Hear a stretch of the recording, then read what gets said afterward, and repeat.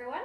So today we're going to figure out where the diaphragm is, and we're going to do some movements both to not only know where it is, like from our thoughts and our mind, but actually really feel it. And we're going to do a few movements to release it. And it's one of the most powerful muscles we have in the body, and it's a muscle that both basically gives your lungs space to breathe, and then helps to get all of that carbon dioxide out. And it's also a muscle that basically massages all of those digestive organs as it presses down on them. And it also basically massages the lungs and the heart as it presses the lungs tighter into the rib cage and against each other and against the heart. And the other thing is, if you have basically a diaphragm that really doesn't move, you are more likely to have back pain. And so having shown you the back part is a clear indication that your diaphragm is not just in the front, which was what most of the students that I haven't done this embodiment exercise with and asked where to locate their diaphragm basically thought they were like, here. And in fairness, it's the most obvious part, and it's generally also the part of the diaphragm that tends to, if it moves at all, still move. The rest can move, but often that's kind of neglected.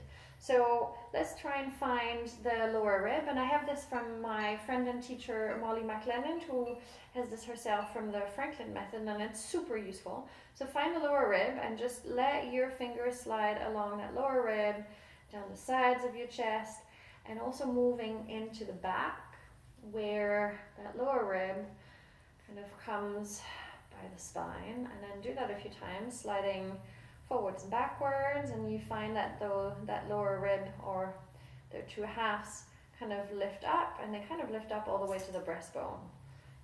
So it's like an arc that meets the spine in the back and then lifts up to the breastbone.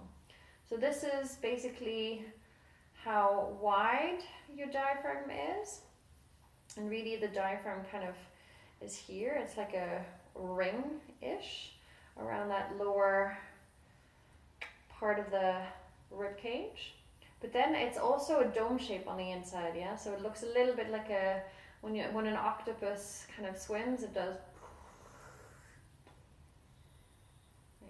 And that's pretty much how your diaphragm is. So if you now find the height of your nipples, and then you slide the fingers down to the lower rib, that is pretty much how far that dome shape can push down and then shift back up.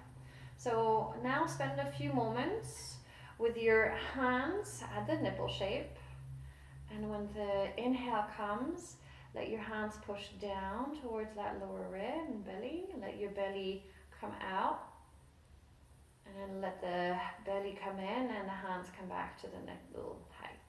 And do that a few times.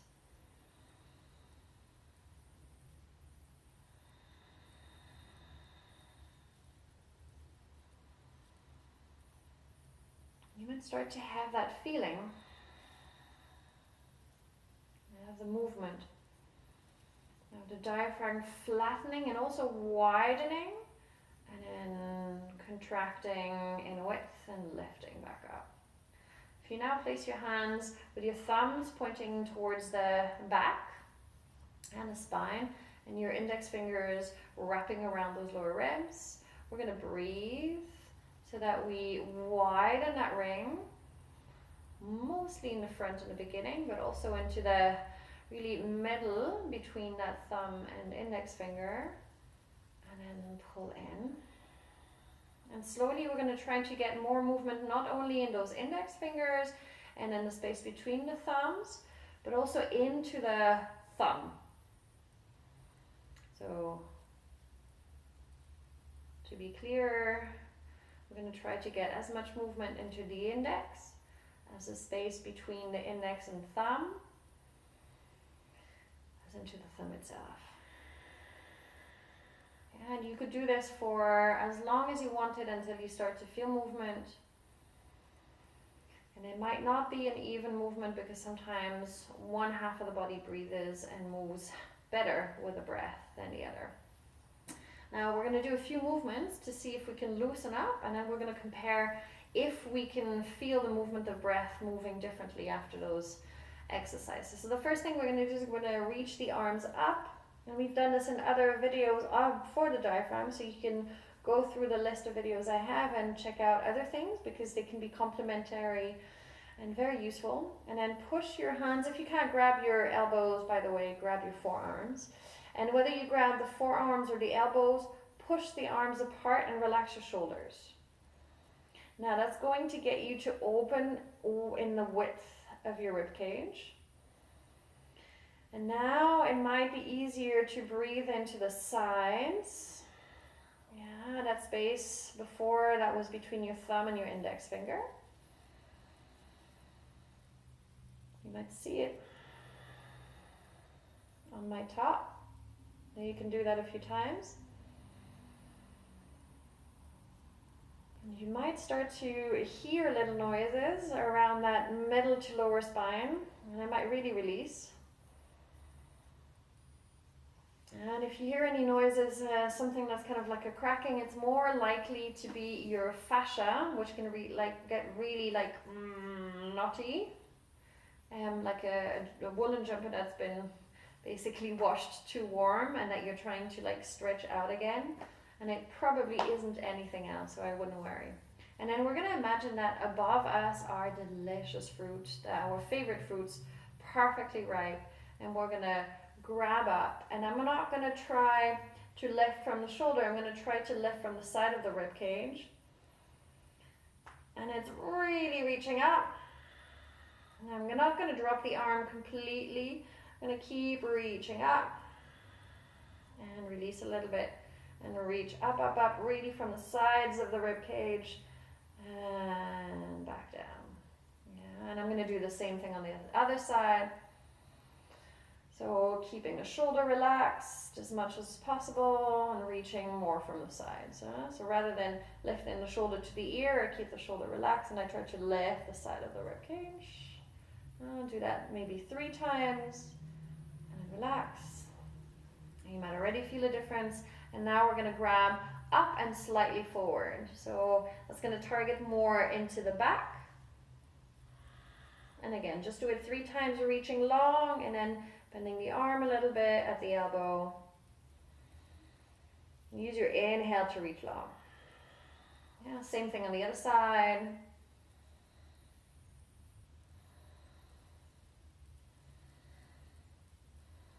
I'm still trying to reach long from the base of the rib cage, more to the back now. And now we're going to reach up and a little behind us. Not a lot, just a little bit. So we now open the front wings, so to speak.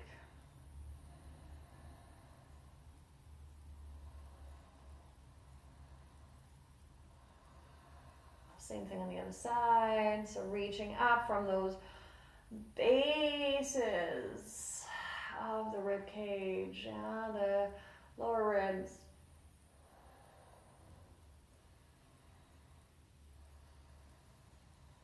And the thing that we're going to do now, because often there's tightness in the diaphragm because we are round and also because we don't really create length in the middle of the spine, is we're going to decompress very much like the kind of junction between thoracic and lumbar spine. Yeah, and what we're going to do is we're going to pull the lower rib and the hip joint towards one another, a little bit like an accordion that's closing. Yeah, and then we're going to get longer and wider in the back, and then I'm going to inhale and open the lower rib and the hip bone apart. Just a few times.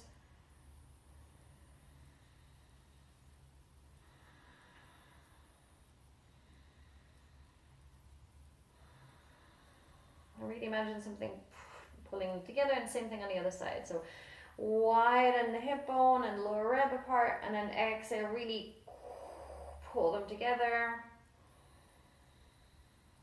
Really pull them together. And inhale. And then just notice how you feel. It might feel a lot more open, a lot more spacious, and it mostly might feel a lot freer around that junction between thoracic and lumbar spine. Enjoy these. These are little things that you can also do sitting down at your desk. I do those things in public. I don't really care if people think I'm a bit weird. At the end of the day, I prefer people to think that I'm weird and feeling weird in my own body. But that's my choice, you know. If you want to do this away from the public gaze, maybe you can do this in the toilet when you're at work. Maybe there's a quiet corner where you can do that. But really do yourself a favor. Both your diaphragm, therefore your breath, your digestive organs, your lungs, your heart, but also your spine, by doing those movements. Take care of yourself. If you have any questions, don't hesitate to drop me a line on YouTube or to send me an email. Take care of yourself.